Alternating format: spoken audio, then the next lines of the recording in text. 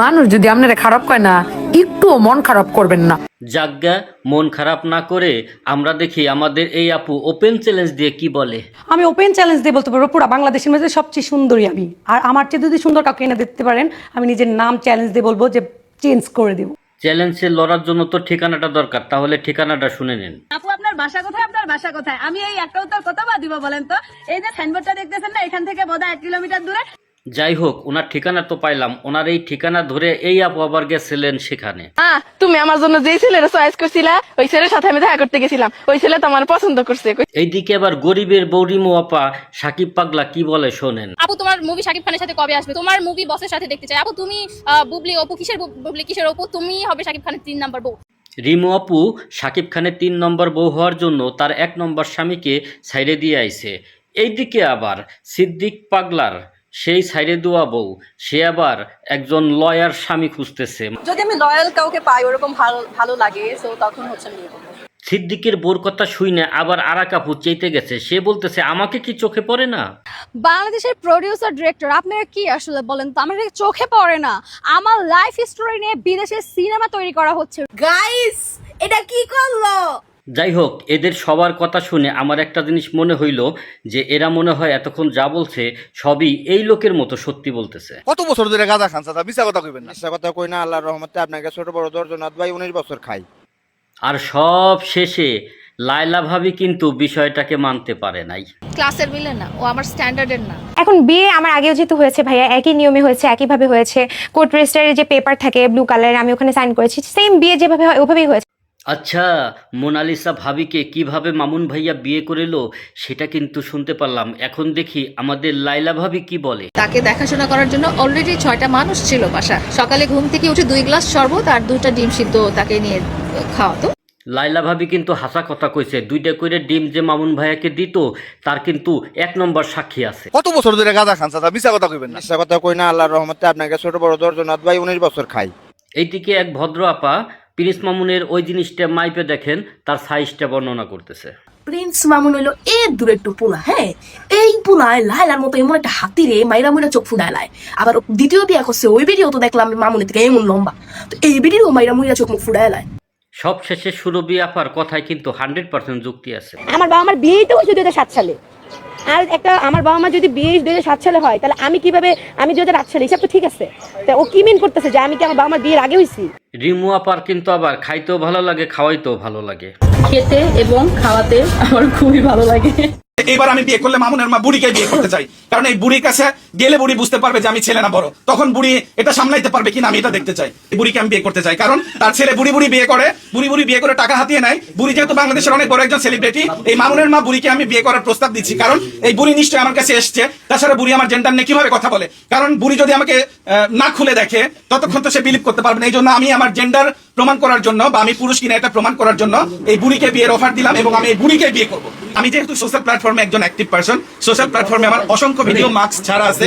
It's not like যে আমি একদম মাস্ক ছাড়া কখনোই আসি নাই ক্যামেরার সামনে। এবং সে শুধু আমার এটা নিয়েই বলে না, সে এটাও বলেছে যে মাস্ক খোলা অবস্থায় আমাকে দেখলে মানুষ থুতু দিবে, এর কারণে আমি মাস্ক পরে থাকি। আমি তো একটু আগেও মাস্ক ছাড়া ছিলাম।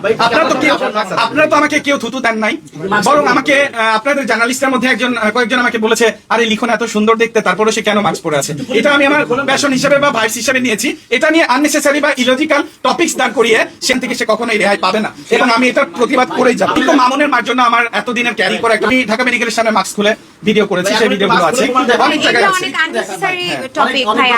আমি মানে আপনারা এটার জন্য কি করতে পারবেন এগুলা নিয়ে কথা বলাটাই মেটার। উনি কেন মাস্ক খুলে না, উনি কেন একটা মানুষের স্ট্রাকচার আল্লাহ তাআলা ক্রিয়েট করেন। সো আল্লাহ তাআলা, আমি আমার আপনাদের সাংবাদিকদের মধ্যেও তো অনেকের প্রাইভেট পার্ট বড় বড় দেখতে পাচ্ছি, আমার সামনে আছে। হ্যাঁ, অনেক ছেলের যে চেস্ট বা চেস্ট বলেন আপনারা, এটা তো আপনাদের সাংবাদিকের আমি কয়েকজনের দেখতেছি আমার চেয়ে বড় বড়। যদি তারা খালিগা হয়, তাহলে সাংবাদিকদের যদি বড় থাকে, এর চেয়ে বড় তো ওই বুড়ির। এই জন্য ওই বুড়ি যে শরীয়তপুরে যে লাইভ করে বলছে যে উনি তো ছেলেদের তা খুলে দেখে, আর বুড়ি যে আমাকে থার্ড জেন্ডার বলছে। আমি বাংলাদেশ সোশ্যাল মিডিয়াতে বলতে চাই, বুড়ি হচ্ছে প্রিন্স মামুনের মা। এই বুড়ি যেহেতু আমার জেন্ডার নিয়ে কথা বলছে, তাহলে ওনার ছেলে যেহেতু আপনারা বলছেন সুগার মাম্মি, বা আমিও দেখেছি যে বুড়ি মেয়েদেরকে টার্গেট করে, ওনার ছেলেকে দিয়ে আমি শিক্ষা নিলাম যে আমার যেহেতু ডিভোর্স হয়েছে, আমার একটা বাচ্চা আছে, ফ্রেন্ডশিপ করতে। বাংলাদেশের পুরো জাতি জানতে চায়, ভাই আপনি পুরুষ না নারী না হিজলা? ভবিষ্যতে কখন লাইফ পার্টনার বেছে নেয়, লাইলাকে ইনভাইট করবেন কিনা? অবশ্যই, কেন ইনভাইট করবো? ও আমার শুভাকাঙ্ক্ষী, ওই তো আমার সব বিয়ের অ্যারেঞ্জমেন্ট করবে। আমি যখন বিয়ে করব আমার বিয়ের বাসরের খাটটাও সাজায় দিবে। লাইলা আপা আপনার দিবা না বাসরের খাটটা সাজায়? বলো, মুখে বলো। ওর যখন বিয়ে হবে, ও যখন বিয়ে করবে, ও যে এলাকায় থাকবে সেই পুরো এলাকাটার লাইটিং আমি করে দিব। সে যেখানে বিয়ে করবে সেই বিয়ের অনুষ্ঠানের যত গেস্ট, আমার ধারণা যে ও যেহেতু এত ফেমাস একজন মানুষ, ও হয়তো স্টেডিয়ামে বিয়ে করবে, স্টেডিয়ামের ভাড়া এবং খাওয়া দাওয়ার অ্যারেঞ্জমেন্ট আমি করে দিব। এবং দেখছেন, আপনাদের কারণে স্পন্সর পেয়ে গেলাম। মামুন যেরকম বলছে ওর বিয়ের বাসরটা করে দিতে, ওর বিয়ের বাসরটা হবে ওর নতুন বাড়িতে। সেই নতুন বাড়ি আমি পুরোটা সাজিয়ে দেব, ওর খাট আমি সাজিয়ে দিব বাসর ঘরে, এবং ও হানিমুনে যাবে। আমি সেটা ঠিক করে দিব হানিমুনে কোথায় যাবে। তুমি না, আমি হানিমুনে যাব। ও হানিমুনে যাবে, আমি বলে দেই ওর হানিমুন হবে সাউথ আফ্রিকাতে। আফ্রিকায় কেন করবো? অনেক সুন্দর জায়গা। সাউথ আফ্রিকাতে ও হানিমুন করবে, সেটা টিকিট হোটেল সব আমি করে দেব। এই লায়লা আপা কিন্তু এই পিচ্চি মামুনরে আসলে কিন্তু অনেক ভালোবাসতো। যারা হলো মেসিরে পছন্দ করে, এগুলো হলো সুন্দরী মেয়ে না। সুন্দরী মেয়ে হলো সব ব্রাজিলের মেয়ে হলো সুন্দরী, রূপবতী, গুণবতী, সবকিছু গর্ভবতী। হ্যাঁ, এই যে ভাইয়া কি বলো তোমরা ব্রাজিলের মেয়েরা? ব্রাজিলের মেয়েরা নাকি সুন্দরী, রূপবতী, গর্ভবতী। বাংলাদেশি মেয়েরা ম্যাক্সিমাম চাবি হয়, বাল্কি হয়। আমার কিন্তু শারীরিক গঠন কখনোই ওরকম ছিল না, আমার স্কিন কালার কখনো এরকম ছিল না। কিন্তু আমার একটা প্রবলেম আছে, আমি সার্নে গেলে খুব বেশি ট্যান হয়ে যায়। বাট আমি যদি বাসায় থাকি 1 সপ্তাহ, তাহলে আমি আবার আমার নিজের কালারে ফেরত আসি। আপনি আমার ফেস দেখেন, আমার ফেস কাটিং কিন্তু ডিফারেন্ট, আমার স্কিন কালার ডিফারেন্ট, আমার hair colour different. Hair colour আমি করেছি, বাট রিয়েল হেয়ার কালার কিন্তু দেখলে বোঝা যায়। মানে শারীরিক গঠন কিন্তু বাঙালি মেয়েদের মতো না। বাংলাদেশি মেয়েরা এই হয় ওই হয়। আর উনি কোন দেশ থেকে আইছে, উনি কোন দেশে জন্মগ্রহণ করছে, উনি বাংলাদেশের মেয়েদেরকে নিয়ে এত বাজে মন্তব্য করতেছে। এই মেয়েটাকে তো কাজের মেয়েও মনে হয় না, ওরকে বিয়ে করবে। আমার তো মনে হয় এরকম পুরুষ বাংলাদেশে এখনও নাই, কারণ ওর পর তাকাইলে তো কোনো রুচিবোধ হয় না। এই সব নোংরা মেয়েরা সোশ্যাল মিডিয়াতে আইসা দেশের বদনাম করে, দেশের মানুষের বদনাম করে, দেশের মেয়েদের বদনাম করে।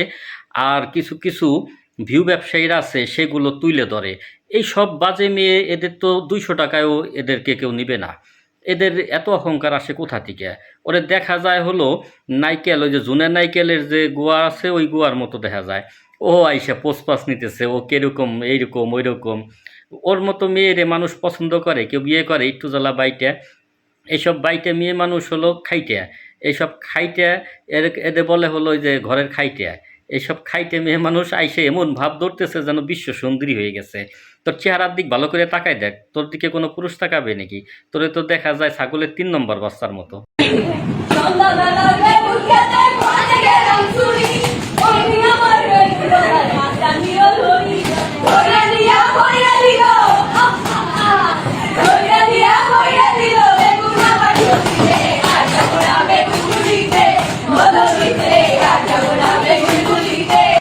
আমাদের বাংলাদেশের ছাত্রছাত্রীদের অবস্থা কি হয়ে গেছে দেখছেন?